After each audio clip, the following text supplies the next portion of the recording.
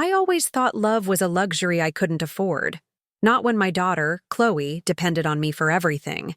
Not when every dollar I saved meant another day of hope for her young life. I had been a nurse for 12 years. I knew the smell of hospital hallways better than I knew my own home. Double shifts were routine.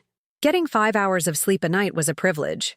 But none of it mattered when I saw my 6-year-old daughter playing in the yard of our small house, pretending not to notice how her heart raced too fast with any effort.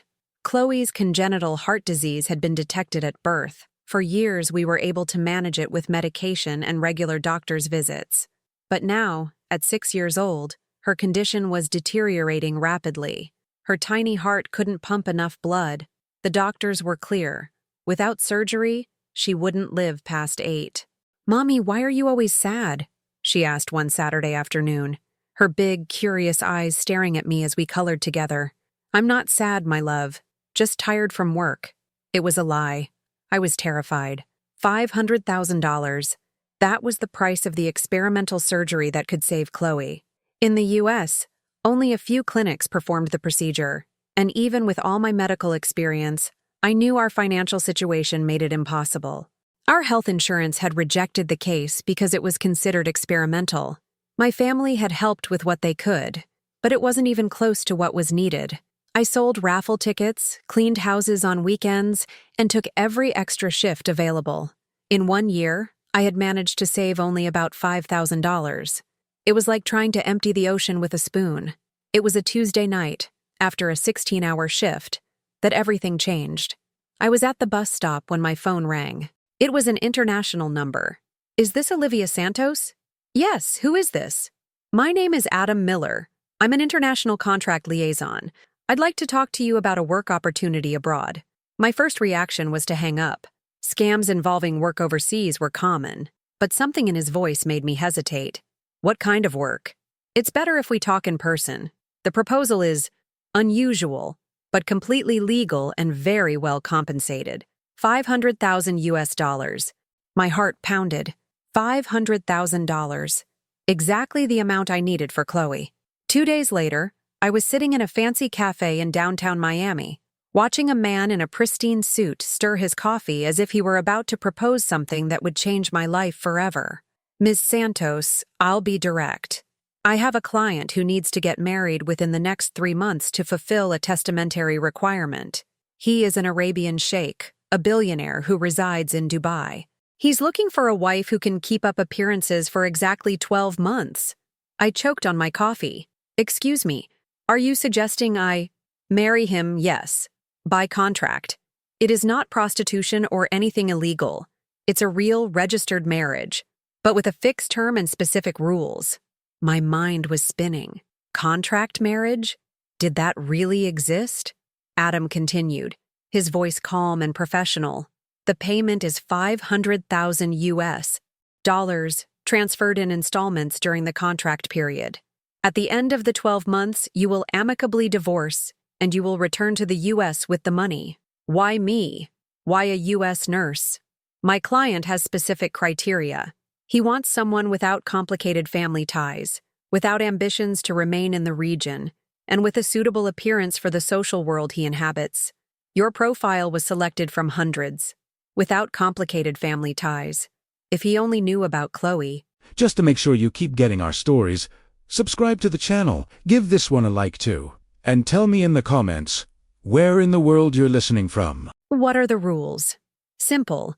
You must maintain an impeccable appearance, accompany him to social events when requested, live at his palace in Dubai, and never reveal the nature of the contract. Oh, and a fundamental rule: no real emotional involvement. It is strictly professional. I was silent for a long time, processing everything. $500,000 would save Chloe, but I would have to leave her for a whole year, lie about my life, live a complete charade. I need to think about it. Of course, but don't take too long. My client is traveling next week to finalize other business matters. If you accept, you will fly out in 10 days. That night, sitting next to Chloe's bed while she slept, I made the most difficult decision of my life. I watched her serene little face, heard her slightly labored breathing even in her sleep, and knew what I had to do. Some lies are worth telling if they can save a life. The flight to Dubai was the longest of my life, 12 hours suspended between two realities: the desperate mother I left behind and the contract wife I was about to become. Adam had prepared me during an intense week: lessons on Arab etiquette, appropriate clothing, how to behave in public, even a few basic words in Arabic. But nothing prepared me for the opulent luxury that awaited me. Dubai's airport was impressive, but when the driver took me through the gate of Sheikh Karim al-Masri's palace, I felt like I had stepped into a movie. Perfectly manicured gardens stretched as far as the eye could see. White marble fountains reflected the golden light of the sun. The palace itself seemed to float, its Islamic-style towers and arches contrasting with the intense blue sky. "Mrs. al-Masri," said an elegant woman in perfect English. "I'm Amara, the house administrator. Welcome." Mrs. al-Masri. The name sounded strange to my ears. Just hours before, I was just Olivia Santos, a nurse from suburban Miami. Now I had a last name that carried centuries of history and billions of dollars. "Sheikh Karim is waiting for you in the library in an hour. Until then, would you like to see your quarters?" My quarters were bigger than my entire house in the U.S. A suite with a view of the Gulf, a marble bathroom with a tub larger than my kitchen, a walk-in closet the size of my bedroom. Everything was in shades of gold and blue, elegant and suffocating at the same time. 58 minutes later, I was standing in front of two carved wooden doors, trying to control my nerves. On the other side was the man who would be my husband for the next 12 months. The doors opened silently. Sheikh Karim al-Masri stood by a massive window, looking out at something in the garden. Even with his back to me, his presence dominated the room. He was tall, with broad shoulders, wearing a traditional white tunic that seemed to have been made specifically for him. When he turned, I understood why women all over the world would swoon over him. Perfect features, skin tanned by the desert sun, intense dark eyes that seemed to see through your soul. But there was something else in his gaze. Coldness, a calculated detachment. "Olivia Santos." His voice was deep and controlled. Or should I say, Olivia al-Masri now? Either one is fine with me, sir. "Karim. In public, you call me my love, or honey. In private, just Karim." He approached, and I could smell his masculine perfume mixed with something that reminded me of spices. Intimidating and attractive at the same time. "Let's get a few things straight from the start," he continued, his voice maintaining its professional tone. "This marriage is a business transaction. You will receive everything you need to maintain your appearance and social position, but don't expect anything beyond that from me. I understand perfectly. Do you have family in the U.S.? The question caught me off guard. It was my chance to tell him about Chloe, but Adam's words echoed in my mind. Without complicated family ties. No. No one close. First lie. The first of many that would come. Perfect. Then there will be no unnecessary distractions. He handed me a leather folder. Your agenda for the coming months. Social events, dinners, some trips. Amara will take care of all the practical details. You just need to show up, smile, and publicly support me. I quickly flipped through the pages. A charity gala, a business dinner, a hotel inauguration, a distant cousin's wedding. My new life was summarized in social engagements that meant nothing to me. Any questions? Hundreds. But only one really mattered. When do I get the first payment? Something passed quickly in his eyes. Disappointment? Confirmation that I was exactly what he expected? 20% in the first week, the rest in monthly installments. $100,000 in a few days. Enough to start Chloe's pre-operative treatment. Understood. Good. Dinner is at 8. Amara will help you with anything you need. He was already walking away when I asked, "And if I can't play the part well?" Karim stopped and turned slowly. "Mrs. al-Masri, you already got the part. Now it's just a matter of not messing it up." His words sounded like a promise and a threat at the same time. That first night, lying in a bed bigger than any I had ever slept in, I looked at the golden ceiling and thought of Chloe. For the first time in months, I felt a glimmer of hope. The money was within my reach. The surgery would be possible. But as I listened to the distant sounds of the palace settling down for the night, a question kept me awake. Was it possible to live a lie for a whole year without completely losing who I was?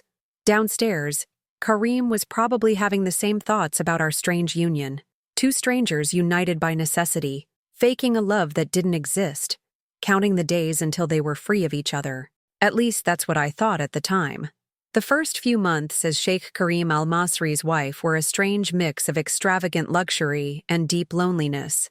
Every morning I woke up in Egyptian silk. Every meal was served on French porcelain. Every outfit in my closet cost more than my annual salary back in the States. But none of it filled the emptiness growing in my chest. Chloe was thousands of miles away, under the care of my friend Maria, a retired nurse who had agreed to watch her in exchange for payment. I had invented a story about a temporary job overseas, promising to come back soon. The guilt gnawed at me from the inside, especially during the daily video calls that became my only connection to reality. "Mommy, when are you coming back?" Chloe would always ask, her small voice echoing on my phone through the unstable internet connection. "Soon, my love. Mommy is working to make you all better. I miss your hugs." Those words broke me every night.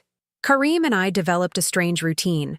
By day, he disappeared into business meetings or stayed locked in his office.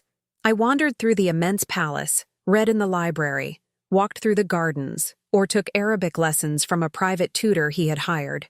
At night, when we had social engagements, we transformed into the perfect couple. He would hold my hand, smile when I spoke, and proudly introduce me as his wife. I would reciprocate with radiant smiles, lean on him during conversations, and feign genuine interest in discussions about investments and regional politics. We were master actors performing for an audience that never suspected the truth, but in private moments, we would revert to being polite strangers sharing the same roof. "How was your day?" he would ask during our silent dinners. Quiet. "How was yours?" Productive. 2- or 3-sentence conversations became our normal. I began to wonder if he was naturally reserved, or if he simply saw no reason to waste emotional energy on someone who was only there temporarily. The first payment arrived exactly when promised. $100,000 were transferred to an account Adam had opened for me in Dubai. I immediately sent $80,000 to Maria, with specific instructions on how to proceed with Chloe's preoperative treatment. The joy of knowing that my daughter would finally receive the necessary care was overshadowed by the anguish of not being able to be there in person. Maria would send me medical reports, photos of the exams, and videos of Chloe playing in the hospital during her appointments. Everything seemed to be going well, but I felt like a ghost mother watching her daughter's life through a screen. It was during one of those lonely nights, about 3 months after my arrival in Dubai, that everything changed. A sandstorm hit the region with unusual force. The winds howled like lost souls, and the sand covered everything in a golden, suffocating haze. Around 10 p.m., the palace's power failed completely. I was in my room when everything went dark. The air conditioning stopped, letting the stuffy desert heat slowly seep in. I turned on my cell phone flashlight and tried to find some candles I had seen in one of the cabinets. That's when I heard a knock on my door. "Olivia, are you okay?" It was Kareem. It was the first time he had come to my room. "I'm fine, just looking for some candles." "Come to the living room. I have an emergency generator there, but it only works for a few hours." I found him in the main living room, illuminated by several thick candles and a lit fireplace. The environment, normally formal and imposing, seemed intimate and cozy under the golden, dancing light of the flames. "Storms like this can last up to 3 days," he said, pouring 2 glasses of steaming hot Arabic tea. "I hope you don't have claustrophobia." "No, I actually like storms. They remind me of my childhood." He looked at me with genuine curiosity for the first time since we met. "Tell me about your childhood." We sat on the leather couch with the same respectful distance as always, but something in the air had changed. Maybe it was the vulnerability forced by the situation, or the way the shadows danced on his face, making him less intimidating and more human. "I grew up in a small town in Florida," I began, surprised that I actually wanted to share. "My grandmother would take care of me while my mom worked. During storms, she would make hot chocolate and tell stories from when she was young." "Did your mom die young?" "Cancer. I was 17. "I'm sorry. What about you? What was it like growing up as a sheikh?" Kareem was silent for a long moment, turning the tea glass in his hands. Lonely, he said finally. My father was a difficult man. He demanded perfection in everything. My mother died when I was 12, and after that, life just became about duties and obligations. How did she die? Car accident. She was running away. The word running away hung between us like an unintentional confession. Running away from what? Kareem looked me directly in the eyes for the first time, and I saw something I didn't expect. Deep, old pain from my father, from the arranged marriage, from a life she never chose. Suddenly, I understood many things about the man sitting next to me. The coldness, the detachment, the insistence on keeping our relationship strictly professional. He had learned that love and obligation were incompatible concepts. That's why you made this arrangement with me, I said more to myself than to him. In part, my father left a clause in his will requiring me to get married before I was 35 to take full control of the family businesses. He believed an unmarried man couldn't be completely trusted. And you didn't want to get married for real. I don't want to do to any woman what my father did to my mother. We fell silent, listening to the wind outside. For a moment, we weren't a sheikh and a contract wife. We were just two people wounded by life's circumstances, finding a moment of real connection in the middle of an elaborate charade. Olivia, he said softly, can I ask you why you really accepted this deal? And don't tell me it was just for the money. There's something more. My heart pounded. It was my chance to tell him about Chloe, to be honest about my true motivation. The words were on the tip of my tongue, but then I thought of the contract, of the clear rules about not complicating things, and his story about his mother who died trying to escape forced family responsibilities. You're right. It wasn't just for the money, I said carefully. But some secrets are too heavy to share, even on nights like this. Kareem nodded, as if he understood perfectly. We all have our ghosts. The storm continued for 2 more nights. During that time, something changed between us. Not love, neither of us was ready for that, but a mutual understanding. We discovered we both loved to read, that he cooked incredibly well when he wanted to, and that I could make him laugh with stories of my adventures as a nurse. When the power came back on and the normal routine was reestablished, we maintained this new dynamic. Dinners became less silent.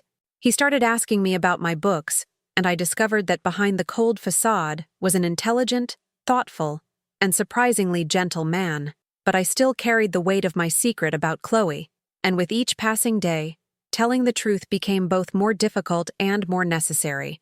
It was an emotional ticking time bomb, and I had no idea when it would explode.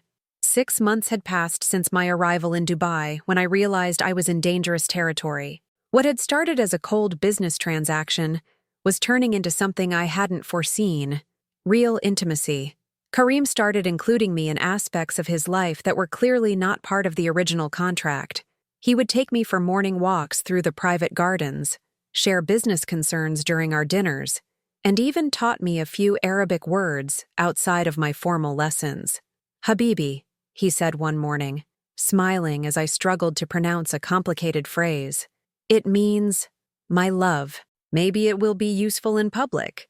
But the way he said it, softly and almost affectionately, didn't seem rehearsed for public audiences. I was playing with fire, and I knew it.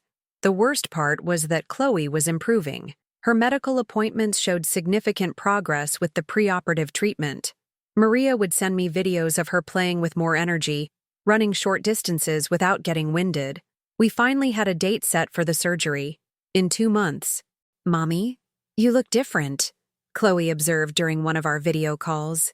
You look prettier. It's just the desert sun, my love. But I knew it wasn't that. It was the dangerous feeling of being taken care of by someone, even if it was just a temporary illusion. Kareem had started giving me small gifts. Nothing extravagant. A book I mentioned wanting to read, fresh flowers from the garden for my room, special tea he had brought back from a business trip, simple gestures that seemed too genuine to be part of our charade. You don't have to do this, I said one night when I found jasmine petals floating in my bathtub. Do what? These romantic gestures. We're alone. There's no audience to impress. Kareem stood in the bathroom doorway, and for a moment, I saw something vulnerable on his face. Maybe I've forgotten when I'm acting and when I'm not. That confession made me swallow hard, because I knew exactly what he meant. The situation became even more complicated when he started seeking me out physically and emotionally. Not sexually, we both respected that invisible line, but in ways that made our proximity more dangerous with each passing day. He started placing his hand on my back when we walked together, even when we were alone. During movies we watched on storm nights, which became frequent even without real storms, he sat progressively closer. One night I fell asleep during a movie and woke up with his tunic covering my shoulders. "You looked cold," was all he said.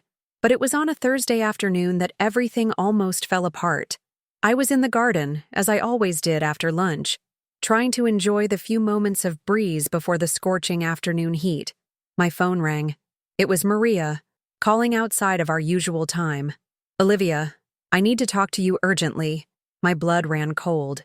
"What happened with Chloe?" "She's fine, but..." "She asked where you really are. One of the kids at the hospital said you're in an Arab country because she saw photos of you online." "Photos online?" My stomach dropped. "What photos?" "You and Sheikh Kareem at a charity gala last week. The images are on several celebrity and social news websites. Chloe saw them and asked me why you're dressed like a princess and why you didn't tell her you got married." Damn it. I had been so careful to keep my life in Dubai separate from my life in the US. But I hadn't considered that photographs from social events could leak to international sites. "What did you tell her?" "That you were on a special job and that you would explain everything when you got back."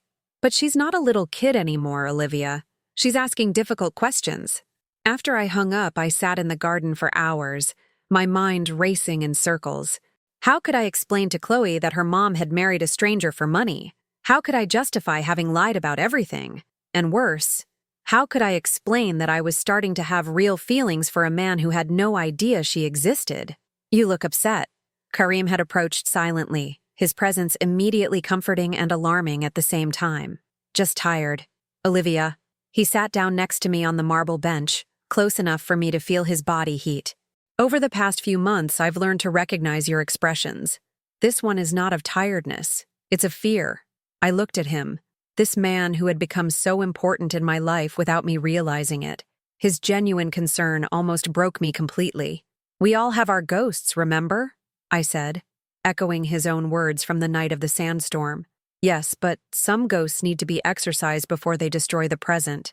His words hit me like a punch to the gut. Because I knew he was right, and I knew my time was running out. That night, at dinner, Kareem was more silent than usual. I could feel his gaze studying me, as if he were trying to decipher the secrets I carried. "Can I ask you an indiscreet question?" he said finally. "You can try. Do you have someone back in the US? Someone who is waiting for you?" The question caught me completely off guard, not for the romantic implication, but because yes, I had someone waiting for me. The most important person in my life. Why do you ask? Because sometimes you get a wistful expression, as if part of you is somewhere else. He was so right it hurt. What if I did? Kareem put his fork down on the plate and looked directly at me. "Then I would say that person is very lucky to be loved by you, even from a distance." The sincerity in his voice almost made me tell him everything right then and there. Almost. Instead, I got up from the table. "I think I'll retire early tonight." "Olivia." He got up too, and for a moment I thought he would follow me, that he would insist on the conversation, that he would force the truth out of me. Instead, he said simply, "Sleep well." But I knew, as I walked up the stairs to my room, that our delicate dance around the truth was coming to an end. Soon, I would have to choose between saving my daughter and preserving whatever it was that Kareem and I had developed. Because it was becoming clear that I couldn't have both. The 8th month arrived with 2 pieces of news that changed everything. Chloe finally had a confirmed date for her surgery, and I was in love with my contract husband. The first news filled me with relief and hope. The second terrified me. "The surgery is scheduled for 3 weeks from now," Maria informed me during our weekly call. "The doctors are confident. The preoperative exams showed significant improvement with the treatment." I was in my room, pacing in circles as I processed the information. 3 weeks. After months of agonizing waiting, my daughter would finally receive the surgery that could save her. How much do I need to transfer? $300,000 US. They want the full payment before the procedure. I quickly did the math. With the money I had already received and the next 2 monthly installments, I would have exactly enough. But that meant using almost the entire value of the contract. Olivia, are you still there? Yes, sorry. Can you confirm with the hospital? I'll transfer the money tomorrow. Of course. And Olivia, Chloe is asking when you're coming back. She said she wants you to be there during the surgery. My heart broke. Of course she wanted her mom nearby during the scariest moment of her young life. Tell her I'll be there. One way or another, I'll be there. But how? My contract still had 4 months left.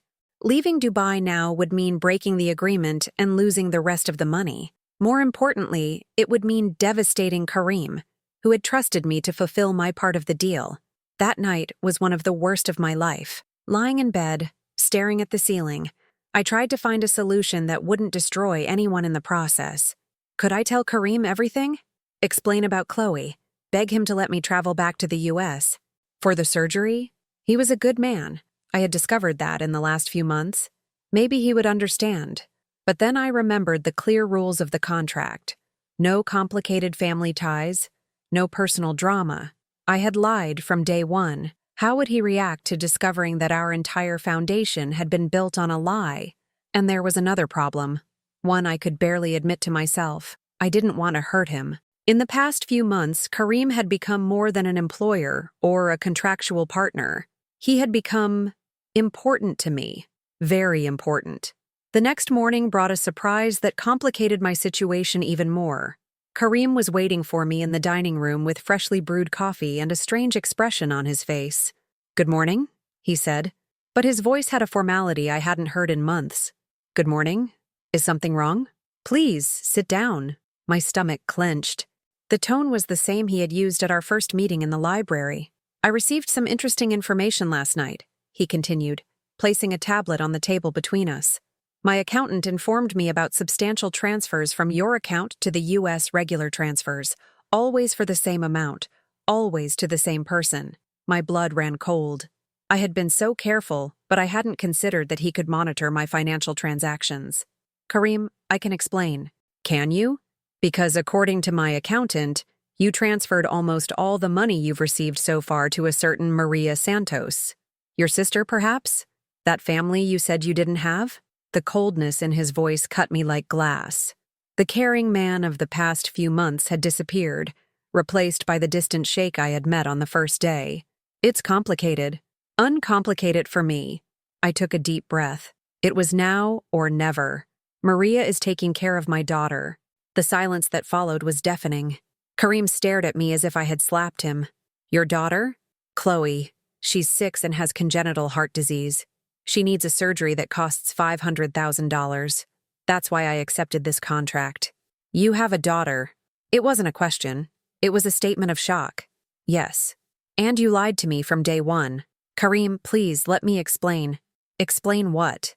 He stood up abruptly, starting to pace back and forth. "That our entire foundation was built on lies? That you see me as an idiot who can be manipulated? It's not like that. I never wanted to lie. But the contract rules were clear. The rules existed for a reason." His voice rose for the first time since I'd known him. "To avoid exactly this type of complication." "What complication?" "I've upheld my end of the deal. I've been at every event, kept up appearances, been the perfect wife you needed, while using my money for your personal agenda. To save my daughter's life." We screamed at the same time, our first real fight exploding with the force of months of pent-up tension. Kareem stopped pacing and stared at me, his breathing heavy. "A daughter, Olivia. You have a sick daughter and you never thought I should know about it? You made it clear you didn't want complications. And now? Is she okay? Has the surgery been done?" "No." My voice came out as a whisper. "It's scheduled for 3 weeks from now." 3 weeks? He ran his hands through his hair, clearly trying to process everything. "And how were you planning to deal with that?" "I don't know. I was trying to find a way to be there for her without breaking our contract." "Our contract?"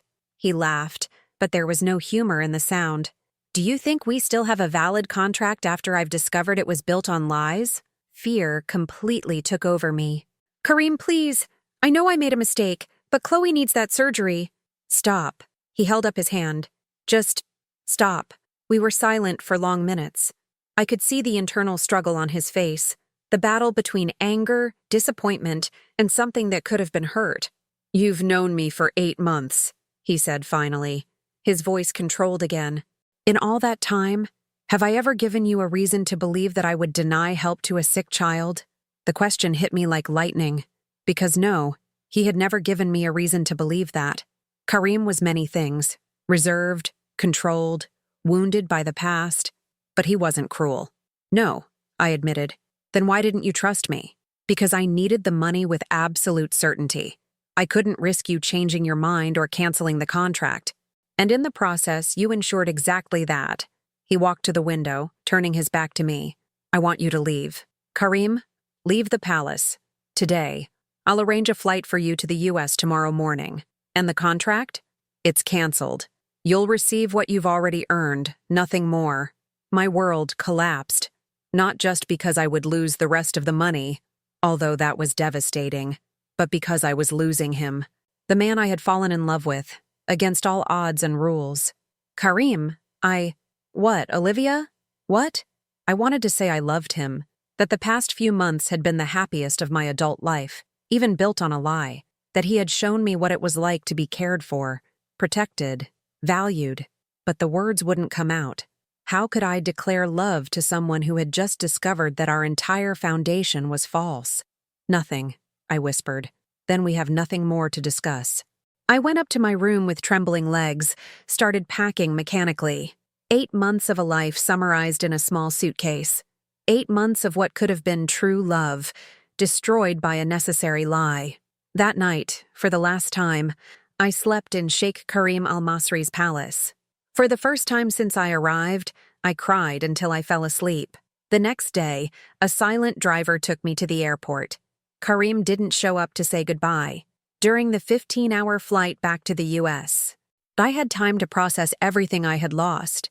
Not just the money, although that would make Chloe's situation much more complicated, but the possibility of something real, true, and beautiful that had blossomed in the middle of our charade.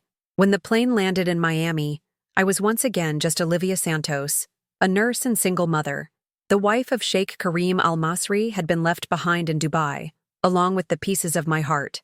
Chloe was sleeping when I arrived at Maria's apartment at 2 a.m.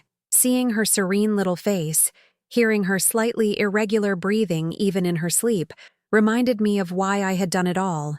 How was it? Maria whispered. Complicated, I replied, kissing my daughter's forehead. But I'm home now. I didn't mention that home no longer felt like the right place. I didn't say that a part of me had been left in a palace on the other side of the world, with a man who probably hated me. Chloe woke up a few hours later and threw herself into my arms as if I had been away for years, not months. Mommy, you're back. Are you going to be here for my surgery? Yes, my love. I'm not going anywhere. It was a promise I intended to keep, even if it meant selling everything I owned to pay for the remaining costs of the surgery. In the following days, I plunged back into American reality.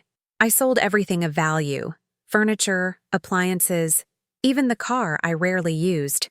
I took every extra shift available at the hospital where I used to work. I created a GoFundMe page, asked for help from everyone I knew.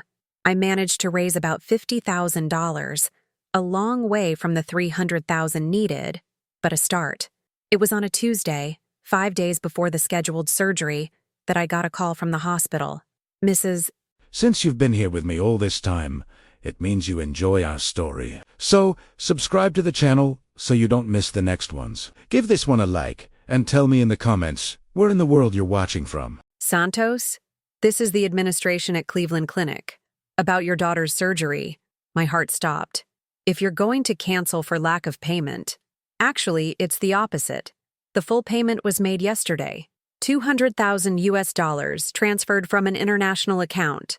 I was speechless. Who made the payment? I can't reveal details, but the sender asked me to give this to you. The next day, I received a simple envelope with no return address. Inside, a card with just a few words written by hand in elegant calligraphy. For Chloe. May she have the full life she deserves. K. I cried for a whole hour, holding that card as if it were the most precious object in the world. Kareem had paid for my daughter's surgery. Even furious with me, even kicking me out of his life, he had ensured that Chloe received the necessary treatment. The surgery was a complete success. 5 hours of operation that felt like an eternity, but which resulted in the total correction of Chloe's heart defect. The doctors said she could live a completely normal life. During the days of recovery at the hospital, as I watched my daughter sleep peacefully with her heart finally working perfectly, I thought constantly about Kareem. How could I thank him? How could I explain what he had done not just for Chloe, but for me? I tried calling the palace several times, but the calls were never transferred to him. I sent emails that were never answered. I wrote letters I never had the courage to send. Months passed. Chloe recovered completely, went back to school, and started playing and running like any normal child. I went back to work, tried to rebuild our life, and pretended I was okay. But I wasn't. An essential part of me had been left in Dubai, and I didn't know how to get it back. It was on a Saturday morning, almost 6 months after Chloe's surgery, that everything changed again. I was making coffee when the intercom rang. I went down, expecting to find the doorman with a package. Instead, there was a man in a suit in the building lobby. "Mrs. Santos? I have something to deliver to you." He handed me an elegant envelope, sealed with red wax. "From whom?" "I can't reveal that, ma'am, but it's important that you read it today." I walked up the stairs with trembling legs, my intuition telling me that my life was about to change again. Inside the envelope, an invitation printed on expensive paper. "The Al-Masri Foundation has the honor of inviting you to the inauguration of the Chloe Pediatric Heart Clinic, dedicated to providing free treatment to children with heart diseases. Date: next Saturday. Location: Miami. RSVP not necessary." My heart stopped. A clinic named after my daughter, founded by him. At the bottom of the invitation, a handwritten note: "Some stories deserve a better ending than the one they got. K." I looked at Chloe, who was playing happily in the living room, completely unaware of the miracle that had happened in her life. And I knew that no matter what, I would be at that inauguration, because some people enter our lives, and even when they leave indelible marks. And maybe, just maybe, some stories really do deserve second chances. The Chloe Pediatric Heart Clinic was located in an affluent area of Miami, but the building itself was cozy and modern, clearly designed with children in mind. Colorful gardens, cheerful art panels on the walls, and a general feeling of hope that emanated from every detail. I arrived an hour early, my nervousness growing by the minute. I had changed outfits 3 times before leaving the house, finally settling on a simple blue dress that Kareem had complimented during one of our dinners in Dubai. Chloe was with me, radiant in her favorite yellow dress, completely oblivious to the importance of the moment. "Mommy, why are you so nervous?" she asked as we walked through the front garden. "I'm not nervous, my love. Just excited to see the new clinic. The one with my name on it?" "Yes, that one." Chloe had been ecstatic when she heard about the clinic. For her, it was like being a fairy tale princess. She didn't fully understand the magnitude of the gesture, but she knew it was special. Other people began to arrive: doctors, local officials, representatives from health organizations. I recognized a few faces from the medical media, but mostly I watched every car that arrived, looking for one that might bring Kareem. Would he really come? Or would he just send representatives? At 2 in the afternoon, the official ceremony began. An elegant man who introduced himself as Dr. Ben Carter, the director of the new clinic, gave a touching speech about the impact the facility would have on the lives of underprivileged children with heart problems. "This clinic," he said, "was made possible thanks to the extraordinary generosity of a benefactor who preferred to remain anonymous, but whose heart is clearly the size of his fortune." I knew Kareem wasn't really anonymous. He was simply avoiding the spotlight. It was typical of him to do something so grand and prefer to stay in the shadows. The ceremony continued with tours of the facility. It was impressive. State-of-the-art equipment, rooms decorated with children's themes, a recreation area that looked more like an amusement park. Everything was designed to make sick children feel less scared and more hopeful. "Mommy, look!" Chloe ran to a wall where there was a golden plaque. It has my name on it. It was true. A simple but elegant plaque read, Chloe Pediatric Heart Clinic, where every heart matters. Below, in smaller letters, dedicated to all the children who fight bravely and to the mothers who do anything for love. Tears began to stream down my face. Why are you crying, Mommy? Before I could answer, I heard a familiar voice behind me. Because sometimes people do things that touch us very deeply. My heart stopped. I turned slowly, and there he was. Karim al-Masri, wearing a dark suit instead of his traditional tunics, looked a little thinner, perhaps a little more tired, but he was still the most impressive man I had ever seen. Karim, I whispered. Hello, Olivia. Chloe, who had never seen the man I had vaguely talked about as a friend from Dubai, looked curiously between the two of us. Is this the man who built my clinic? She asked with a child's typical frankness. Karim knelt to be at her eye level. Hello, Chloe. I'm Karim. And yes, I helped build your clinic. Why? Because your mother told me you have a very special heart, and I thought other boys and girls with special hearts also deserved special care. Chloe smiled radiantly. My heart works perfectly now. Do you want to see my scar? Before I could intervene, she lifted her shirt a little, proudly showing the small scar on her chest. Karim examined it with feigned seriousness. Impressive. That is definitely the scar of a very brave warrior. Chloe laughed, clearly delighted.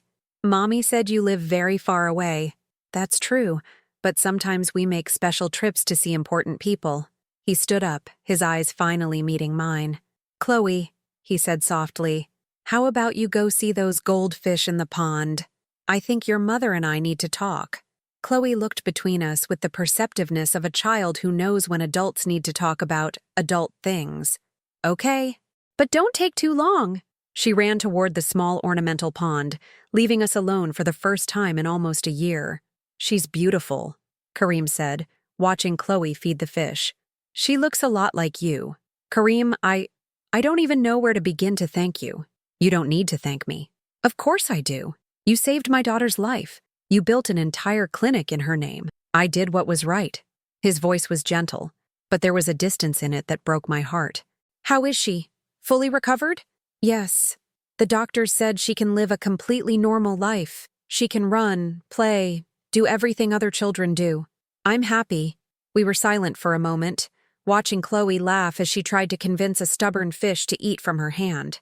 Why did you do it? I asked finally. Do what? Everything. The surgery, the clinic, coming here. Karim was quiet for so long that I thought he wouldn't answer. Because, he said finally, I spent months trying to hate you for what you did. I tried to convince myself that you were just another person trying to use me for my money. And did you succeed? No. He looked directly at me. Because when I finally stopped feeling angry, I was able to understand why you did what you did. Karim, you're a mother, Olivia. You would do anything to save your daughter, including lying to an arrogant stranger who created stupid rules based on his own fears. Your rules weren't stupid. I should have trusted you from the start. Maybe. But I also should have created an environment where you felt safe to trust me. Tears began to stream down my face again. I missed you so much, I whispered. And I missed you too, more than I thought was possible. He approached, raising his hand as if to touch my face, but stopping at the last second. Olivia, can I ask you something? Anything. During all those months in Dubai, was there anything real between us? Or was it all part of the performance? The question caught me off guard, but the answer came out without hesitation. It was real. Every moment after that first sandstorm was completely real. I fell in love with you, Karim. Despite all the rules, despite the contract, despite knowing I was complicating everything. Then why didn't you tell me about Chloe? If there was something real between us, why didn't you trust me? Because I was terrified. Terrified that you would cancel everything. Terrified that you would see me as someone who was trying to manipulate you. Terrified of losing both you and the money to save Chloe. And in the process, you lost both anyway. Yes, I admitted. I lost. Karim was silent again, and I could see he was struggling with something internally. Olivia, he said finally. There's something you need to know. Something I should have told you a long time ago. What? I also fell in love with you. If this story kept you hooked until now, just imagine the next ones. Subscribe to the channel so you don't miss any. Give this one a like, and tell me in the comments where in the world you're listening from right now. Deeply, irrevocably in love, to the point of starting to question all the rules I had created for my life, my heart raced. Even after you found out about Chloe? Especially after I found out about Chloe, because I understood that you weren't an opportunist trying to use me. You were a desperate mother doing what was necessary to save her daughter, and that made me love you even more. Then why? Because I was afraid. Afraid to admit I wanted more than our contract. Afraid that if I let you into my life completely, you would eventually leave me too, just like my mother tried to leave my father. Now I understood. His fears mirrored mine, only coming from different directions. Kareem? I said softly. Can I tell you something? Of course. I would never leave you. Not unless you sent me away. And what if I told you that I don't want to send you away anymore? That I want you and Chloe to be a part of my life, not by contract, but by choice. My heart was beating so fast I thought he could hear it. I would say there's nothing in the world I want more. It was then that he finally touched my face, his large, warm hands drying my tears. Then maybe we can start over. No contracts, no lies, no stupid rules. Just the three of us, figuring out how to build something real together. Mommy, Kareem! Chloe ran up to us, holding a small plastic goldfish she had apparently fished as a souvenir. Are you done talking? Can I show Kareem my room when we go home? Kareem looked at me, a silent question in his eyes. How about this, Chloe? He said. How about we first show Kareem our apartment, and then he can tell us about his palace in Dubai. You have a palace? Chloe's eyes widened. A real palace with towers and gardens? Yes, I do. And it has a room that would be perfect for a warrior princess with a special scar. Chloe looked at me, then at Kareem, then back at me. Mommy, you're crying again, but this time you look happy. I am very happy, my love. Then can we keep Kareem? I looked at the man who had saved my daughter, built a clinic in her name, crossed the world to find a way to reunite us, and who was offering a future I had never dared to dream of. Yes, I said, taking Chloe's hand with one of mine and Kareem's hand with the other. I think we can keep Kareem. As we walked together through the gardens of the Chloe Pediatric Heart Clinic, three people that fate had separated and reunited in unexpected ways, I knew that our story was just beginning. Some lies destroy lives. Others, paradoxically, can not only save a life but create entirely new ones. Mine had done both, and in the end, it had led us exactly where we needed to be, together.